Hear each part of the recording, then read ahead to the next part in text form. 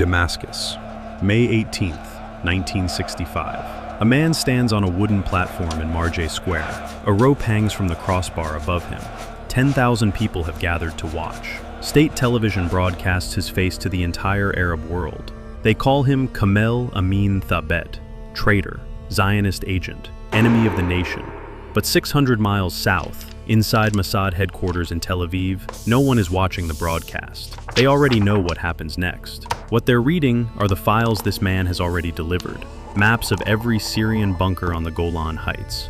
Coordinates of every fortification along the northern border. His real name is Eli Cohen, and in 2 years, his secrets will win a war he'll never see.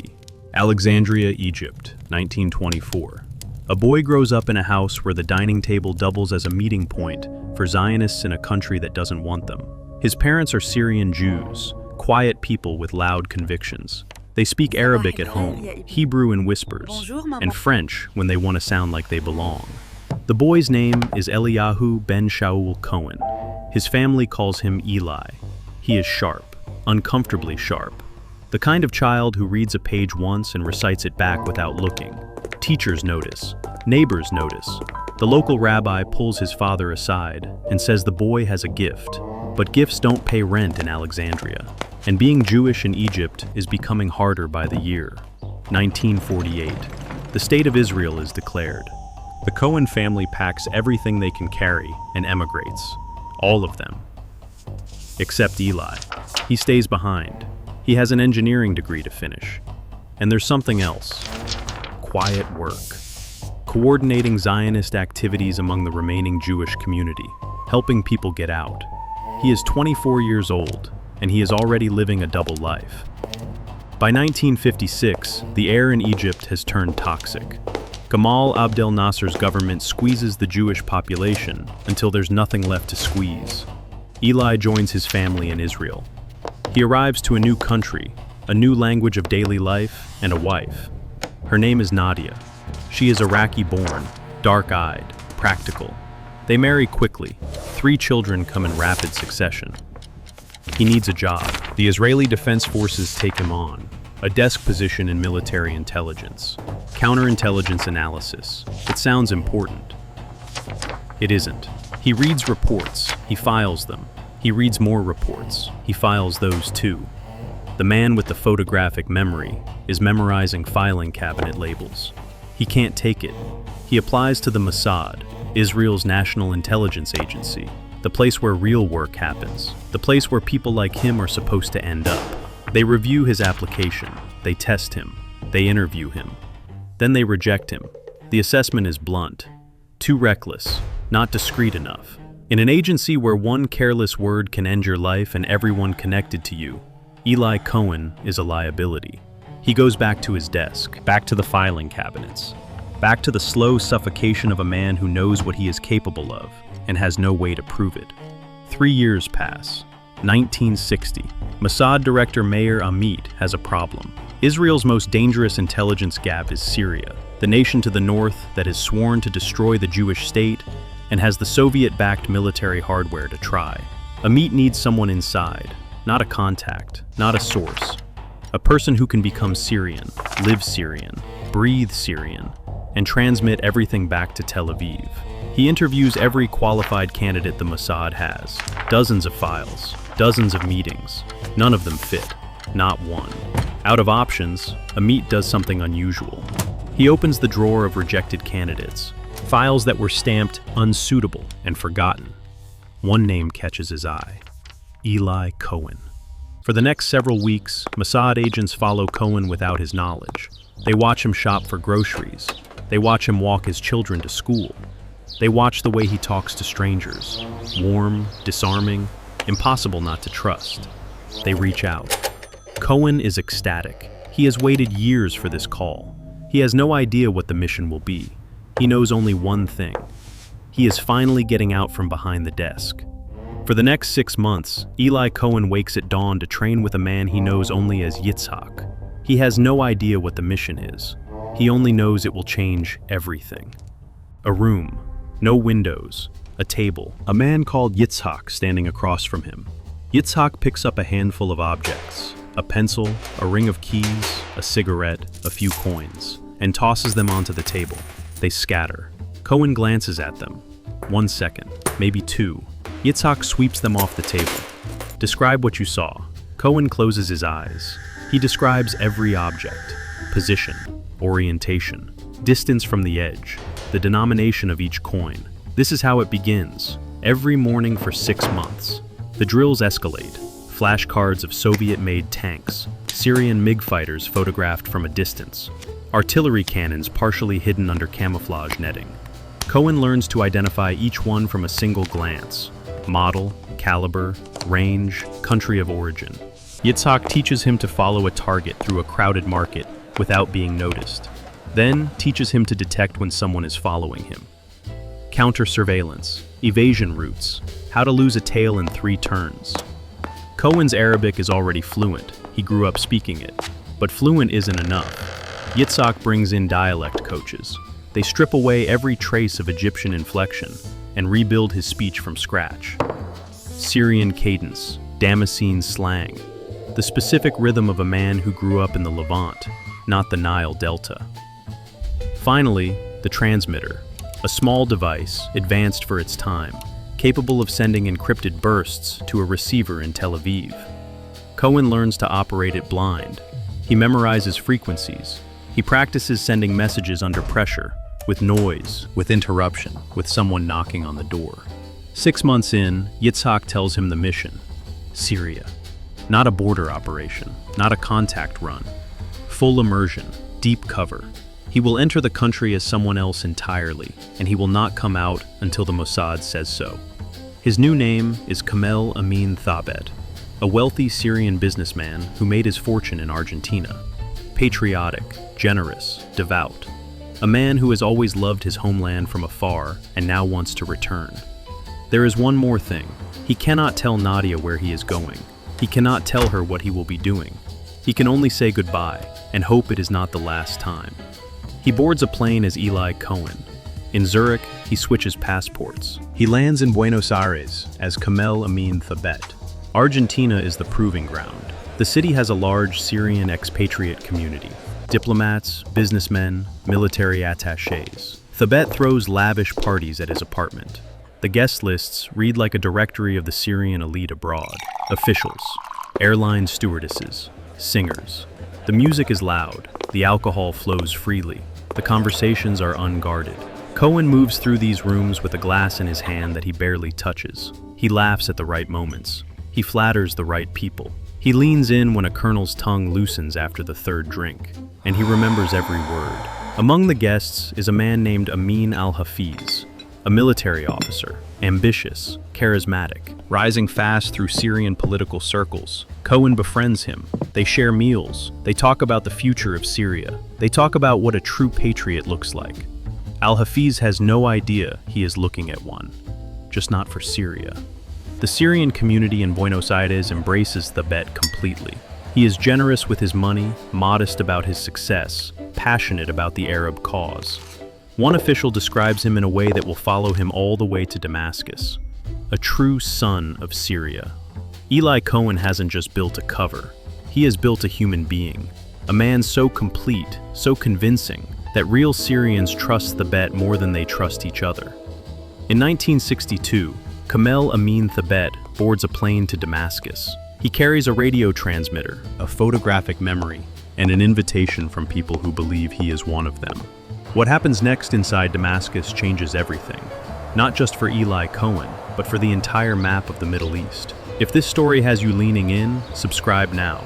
Most of our viewers aren't subscribed yet, and one click means you won't miss what's coming. Now, back to Damascus. Damascus, 1962. Thabet arrives with introductions already made.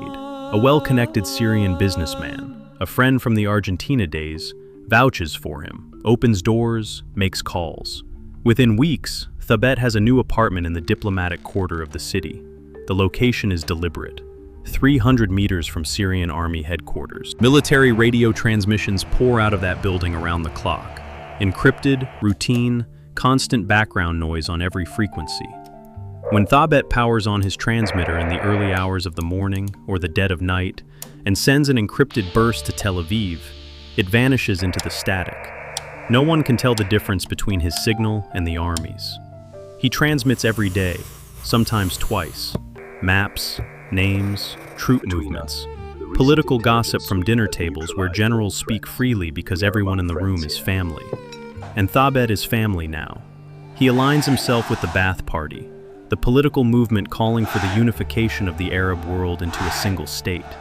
He attends their rallies. He donates money. He speaks their language with conviction that impresses even the true believers. March 8, 1963. Tanks roll through the streets of Damascus. The Ba'ath Party stages a military coup. The old government falls overnight. And when the dust settles, the man they install as president is Amin al-Hafiz, Cohen's old friend from Buenos Aires. Thabet's access doesn't just increase, it detonates. He is no longer a well-connected businessman on the periphery. He is in the inner circle. Classified military briefings, strategy sessions, plans that only the top tier of Syria's defense establishment are meant to see. The admiration from al-Hafiz is so deep, so personal, that the president reportedly considers Thabet for the post of defense minister. A Mossad agent, nearly appointed to command the military of the country that is sworn to destroy Israel. But Cohen doesn't need the title. He already has something more valuable: access to the Golan Heights. The Golan is a volcanic plateau rising above northern Israel. Whoever holds it controls the high ground, and with it, the water. It is the most strategically contested terrain in the Middle East. Syria has fortified it with bunkers, artillery positions, and overlapping fields of fire. The details are classified at the highest level. Cohen sees them anyway. He is invited on tours of the fortifications as a patriotic civilian, a businessman who cares about the soldiers defending the homeland. Officers walk him through positions they would never reveal to a journalist, let alone a foreigner. They point to maps. They explain firing arcs. They show him where the bunkers are dug into the hillsides. Cohen looks at each map for a few seconds. That is all he needs. Later, alone in his apartment, he reconstructs them from memory, every contour, every position, every range marker. Perfectly. No camera, no stolen documents, nothing a search would ever find. Just a man with a pencil and a mind that forgets nothing.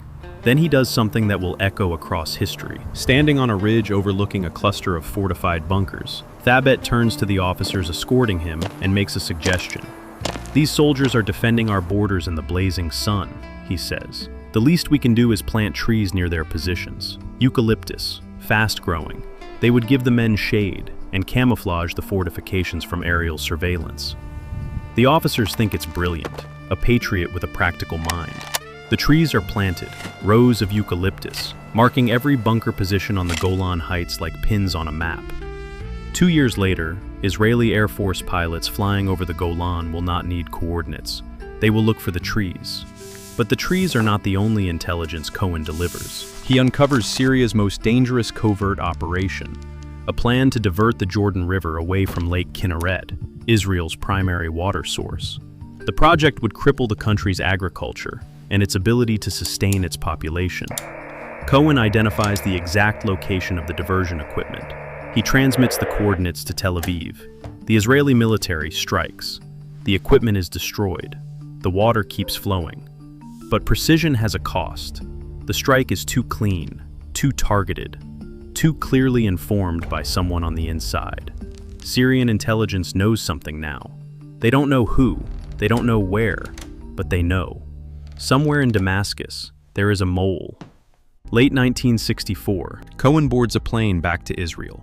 He has seen his wife 3 times in 3 years, and he tells his handlers something they don't want to hear. Israel, late 1964. Nadia opens the door and sees a man she barely recognizes. Eli has lost weight. His eyes are different, the way they move, the way they check corners of rooms before he sits down. The children are older. The youngest doesn't run to him immediately. He has been gone too long. He tells Nadia what he can, which is almost nothing. He holds his children. He sleeps in his own bed for the first time in months. And then he sits across from his Mossad handlers and says 3 words: "I want out." The new commander of Syrian intelligence doesn't trust the bed. Cohen can feel it. The The shifted glances, the meetings he's no longer invited to, the questions that probe a little deeper than courtesy requires. Something has changed in Damascus. The air is different. Paranoia is spreading. Cohen is not imagining it. After the Jordan River strike, Syrian military intelligence has accelerated its search for the mole. Internal investigations are underway. Suspicion radiates through every level of the government like a slow poison. He requests extraction. He has given everything. He has delivered more intelligence than any single agent in Mossad history. He wants to come home. He wants to be Eli Cohen again. His handlers listen. They nod. They understand. Then they ask him to go back. One more time, just one more mission. We promise. This is the last. Cohen looks at them. He knows what this means. Every additional day in Damascus multiplies the probability of discovery exponentially. The math is simple. The math is fatal. He goes anyway. He returns to Damascus in late 1964, and the city he once owned now feels like a trap slowly closing. The paranoia is no longer ambient. It is operational. Syrian counterintelligence is actively hunting. Every unexplained contact is scrutinized.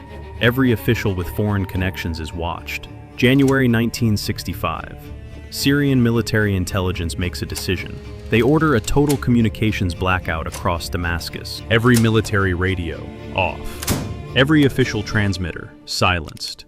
Every authorized signal in the city goes dark. The purpose is brutal in its simplicity. If there is an unauthorized transmitter operating in Damascus, the silence will expose it. There will be nowhere to hide. And they have something new. Soviet-made radio direction finding equipment. Advanced, precise, capable of triangulating the origin of any signal in the city within minutes. The airwaves go dead. Hours pass. Nothing. The silence is total. Then, one signal. A single encrypted burst, broadcasting from the diplomatic quarter, 300 meters from Syrian army headquarters. The same proximity that masked Cohen's transmissions for 3 years now leads them directly to his door. 4 officers are dispatched. They move fast. They don't knock. When they break through the door, they find Kamel Amin Thabet with his hand still on the transmitter dial. Mid-sentence, mid-transmission. The message is addressed to Tel Aviv. The arrest is immediate. What follows is not. The interrogation stretches across weeks. They subjected him to harsh treatment, relentless pressure tactics, sleep deprivation, physical coercion. They demanded names, methods, contacts. Cohen gave them nothing of value. The military tribunal that followed denied him defense counsel. The trial was a performance, not a proceeding. International pressure mounts. Pope Paul VI personally appeals to the Syrian government for mercy. European heads of state intervene. Israel offers prisoner exchanges. Syria refuses all of it. The sentence is death. In his final days, Cohen meets with a Syrian rabbi. He is permitted to write one last letter. He addresses it to Nadia. I ask you not to mourn for the past, but to look to the future. I am sending you last kisses. Pray for my soul. Decades later, the head of the Mossad will reveal something that reframes everything. Cohen was not caught because he transmitted too often. He was not caught because of recklessness, the very quality cited in his original rejection. He was caught because Syria acquired new Soviet technology that Israel didn't know about.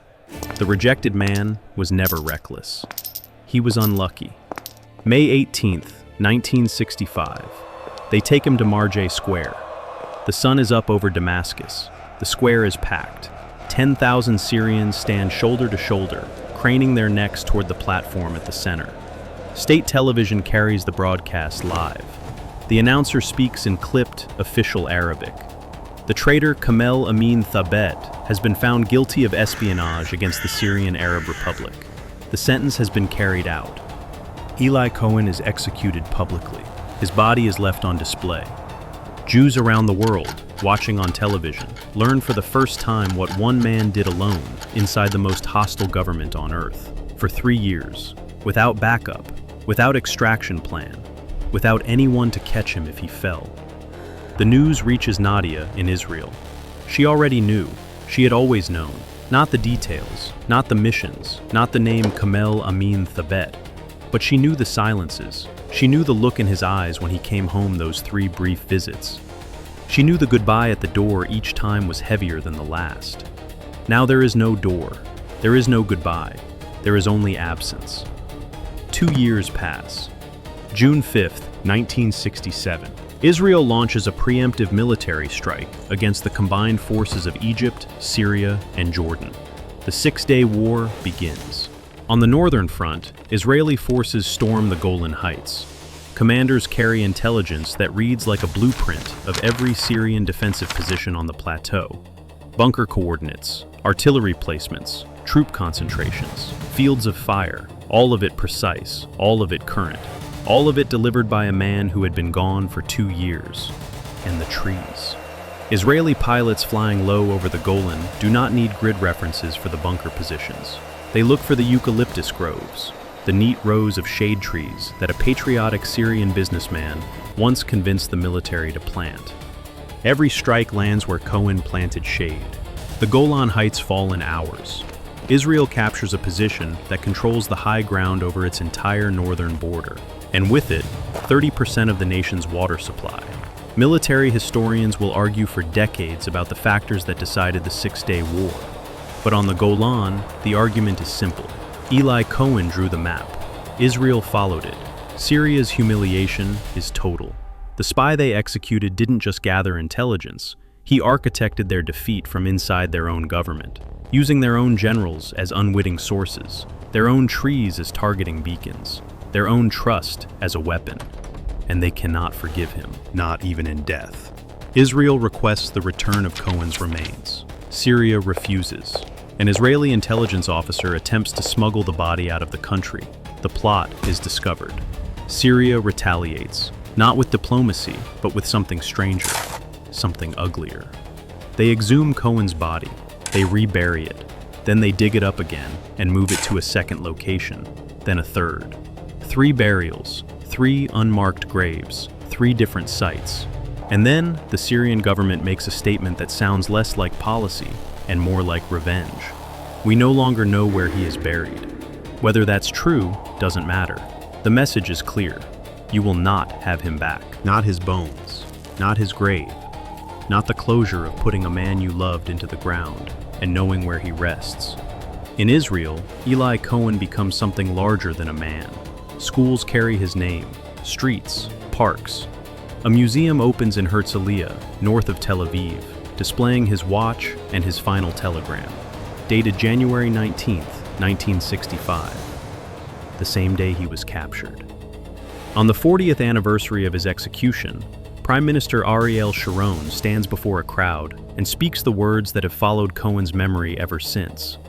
A fighter who became a legend when he entered the lion's den alone. Nadia Cohen has never remarried.